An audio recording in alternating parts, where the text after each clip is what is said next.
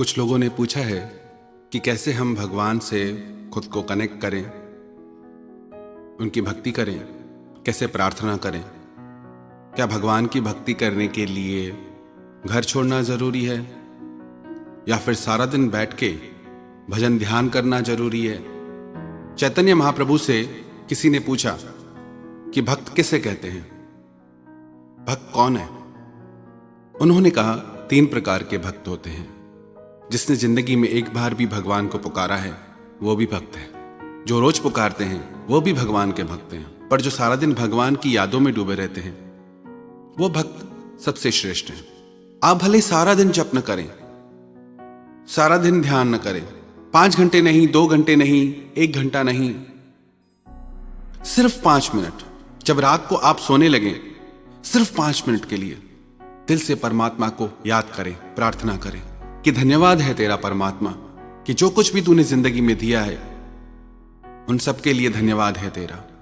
और जब सुबह उठें, सिर्फ 5 मिनट के लिए भगवान को दिल से धन्यवाद दें कि तूने फिर से एक नया दिन दिया मेरी जिंदगी में, फिर से मौका दिया कि मैं कुछ कर सकूं अपने जीवन में। कितनी गलतियां होती हैं हमसे जीवन में, मैं रोज गुनाह करता हूं, वो रोज बख्श देता है। मैं आदत से मजबूर हूं और वो रहमत से मशहूर है। हृदय से 5 मिनट की प्रार्थना भी आपके भीतर एक नई शक्ति भर देगी, आपके भीतर जीतने की एक नई ताकत आ जाएगी, दुखों से लड़ने की आपको नई ऊर्जा मिलेगी। एक बार भगवान से नारद ने पूछा कि आपका सबसे बड़ा भक्त कौन है? उसे लगा मैं सारा दिन नारायण नारायण करता हूं तो मुझसे बड़ा भक्त कौन होगा। भगवान उससे बोले कि एक किसान है, धरती पे रहता है, वो मेरा सबसे बड़ा भक्त है। नारद को सुन के आश्चर्य हुआ कि मुझसे बड़ा भक्त कौन हो सकता है। उसने सोचा जाके देखता हूं। जब उसने उस किसान की दिनचर्या देखी, सुबह को 1 माला भगवान के नाम की जप के अपने खेतों में काम करने चला जाता था। खेतों से लौटकर रात को अपने घर आकर सोते समय भगवान के नाम की फिर 1 माला जपता था। और सारा दिन कोई जप तप नहीं करता था, ईमानदारी से अपना जीवन जीता था, अपने माता पिता की सेवा करता था, अपनी पत्नी अपने बच्चों का लालन पालन करता था, किसी का दिल नहीं दुखाता था। तो नारद को आश्चर्य हुआ कि ये कैसे सबसे बड़ा भक्त हो सकता है। वो फिर भगवान के पास आया और भगवान से आके उसने सारी बात कही कि वो तो सिर्फ 1 माला जपता है और सारा दिन खेती करता है, वो आपका सबसे बड़ा भक्त कैसे हो सकता है? भगवान बोले चाहे वो 1 माला करता है, पर उस 1 माला में वो एक क्षण के लिए भी दुनिया का विचार नहीं करता, दुनिया की बातें नहीं सोचता और अपने कर्तव्य में पूरा है। यदि हम भी सिर्फ 5 मिनट के लिए भगवान को हृदय से पुकारें, हृदय से पुकार करें, तो उस 5 मिनट की प्रार्थना का असर सारा दिन हमारे जीवन पे रहेगा। पर याद रखना, उन 5 मिनट में 1 सेकंड के लिए भी दुनिया की बातों का ख्याल न करें, दुनिया की तरफ ध्यान न जाए। वो पूरे 5 मिनट परमात्मा को ईमानदारी से समर्पित करें। आपका जो अभी जीवन है उसको आप नोटिस करिए, ध्यान दीजिए और थोड़े दिन सिर्फ ये 5 मिनट भगवान को अपनी जिंदगी के दीजिए। फिर आप खुद इस बात को अनुभव कर पाएंगे, जान पाएंगे कि आपकी जिंदगी में कैसे बदलाव आए हैं। जो शक्ति, जो ऊर्जा आपको मिलेगी उसे आप खुद अनुभव करेंगे। ऐसा नहीं कि प्रार्थना करने के लिए कोई धार्मिक होना जरूरी है। प्राणी मात्र, मनुष्य मात्र अगर परमात्मा को 5 मिनट के लिए भी धन्यवाद देना, अरे हमारी तो इतनी ताकत भी नहीं कि खुद से सांस भी ले सके, वो सब परमात्मा ने ऐसी सुविधा कर दी।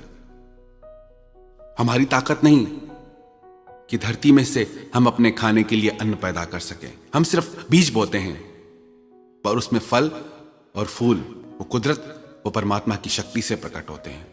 हमारे जीवन में भी ऐसे ही खुशियों के फूल प्रकट हो जाएंगे अगर उसमें प्रार्थना का बीज पड़ जाए तो।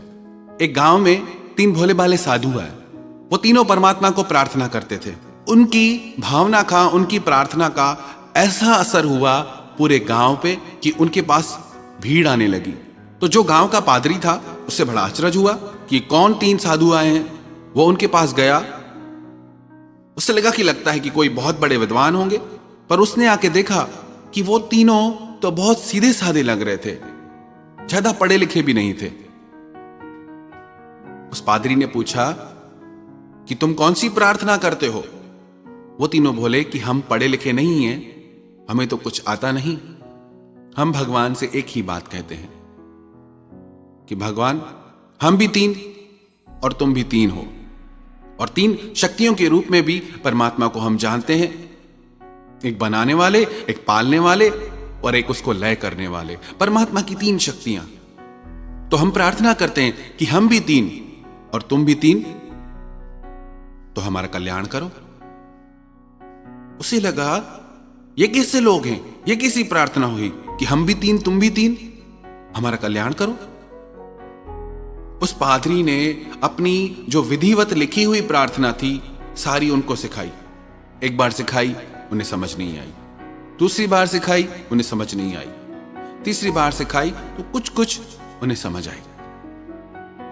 ऐसे काफी देर तक सिखाने के बाद उसे लगा कि अब यह प्रार्थना सीख गए हैं। नदी के पार उसको जाना था। वो अपनी नौका पे चढ़ के जैसे ही जाने लगा, थोड़ा नदी में आगे निकला तो उसने देखा कि वो तीनों पानी पे चलते हुए आ रहे हैं। वो तीनों आके बोले कि धन्यवाद, आपने प्रार्थना सिखाई, पर आपकी प्रार्थना तो हम भूल गए, फिर से सिखाओ। जब उसने देखा कि ये तीनों पानी पे चल रहे हैं, कैसा प्रभाव है इनका, तो उसे एहसास हुआ मेरी शब्दों में लिखी प्रार्थना से भी इनकी सीधी सादी प्रार्थना में ज्यादा असर है। कितनी देर करते हैं उससे ज्यादा इस बात का महत्व है कि हम कैसे करते हैं। बहुत ज्यादा चतुराई नहीं चाहिए कि बहुत ज्यादा हमको पढ़ना लिखना पड़े। सरल हृदय चाहिए। चतुराई चौपट करे, ज्ञानी गोता खाए, और भोले भाले भक्त को तो जल्दी प्रभु मिल जाए। तो यदि ईमानदारी से हम ये 5 मिनट प्रार्थना के अपने जीवन में जोड़ ले, तो विश्वास रखना आप अपनी जिंदगी को कई गुना बेहतर पाएंगे। आपको अपने जीवन में दिव्य ऊर्जा का अनुभव होगा। आपको लगेगा कि हां, कि भगवान है मेरे साथ हर बात में। बस आपको अपनी प्रार्थनाओं पे विश्वास जगाना होगा। If you worry, it means you don't pray. If you prayed, then why do you worry? अगर आप चिंता करते हैं तो अभी वो प्रार्थना आप सीखे नहीं। आपकी प्रार्थना भी अभी आपका विश्वास नहीं। यदि आपने प्रार्थना हृदय से की है तो फिर चिंता क्यों करते हैं? भगवान ने अर्जुन से यह बात कही, यदि तू सच्चे मन से मुझ में लग जाएगा तो तेरी हर चिंता मैं करूंगा।